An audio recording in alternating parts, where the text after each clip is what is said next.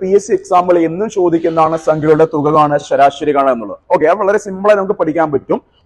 നോക്കുക, NL സംഖ്യകളുടെ തുക എന്ന് പറയുമ്പോൾ എന്താണ്?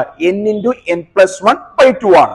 ഇതിൽ നമുക്ക് കോമൺ ആയിട്ട് n മാറ്റി നിർത്തിയാൽ അതിന്റെ ശരാശരിയായി. ഓക്കെ, n+1/2 ചെയ്തത് ശരാശരി. ജസ്റ്റ് മനസ്സിലാക്കേണ്ട കാര്യം, NL സംഖ്യകളുടെ തുക എന്ന് പഠിച്ചാൽ അതിൽ നിന്ന് നോർമലായിട്ട് n മാറ്റി നിർത്തിയാൽ അതിന്റെ ശരാശരിയാണ്. തുക കാണാനുള്ള ഫോർമുല n × n+1/2 ആണ്. അതിൽ നിന്ന് കോമൺ ആയിട്ട് n മാറ്റി നിർത്തുന്നു, അപ്പോൾ ഇത് ശരാശരിയാകുന്നു. n+1/2 ചെയ്താൽ NL സംഖ്യയുടെ ശരാശരി. ഒന്നുകൂടി നോക്കാം നമുക്ക്. ഒറ്റ സംഖ്യകളുടെ തുക കാണാനുള്ള ഫോർമുല എന്താണ്? n² ആണ്. ആ n² നമ്മൾ n മാറ്റി നിർത്തിയാൽ എന്തായി? അതിന്റെ ശരാശരി. ഒറ്റ സംഖ്യയുടെ ശരാശരി എന്നുള്ളതാണ്. ഓർക്കണം, ഒറ്റ സംഖ്യയുടെ തുക എന്ന് പറയുമ്പോൾ n² ആണ്. ഒറ്റ സംഖ്യയുടെ ശരാശരി എന്ന് പറയുമ്പോൾ n ആണ്. ഓക്കെ ആണോ?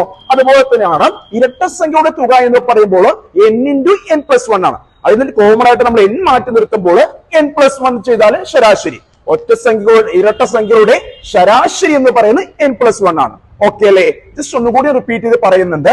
കോമൺ ആയിട്ട് നമ്മൾ ഈ എല്ലാത്തിൽ നിന്നും ഒരു n എന്നുള്ള പദം മാറ്റി നിർത്തിയാൽ അതിന്റെ ശരാശരി. തുകയിൽ നിന്നും n മാറ്റി നിർത്തുമ്പോൾ ശരാശരിയാണ്. ഓക്കെ ആണോ?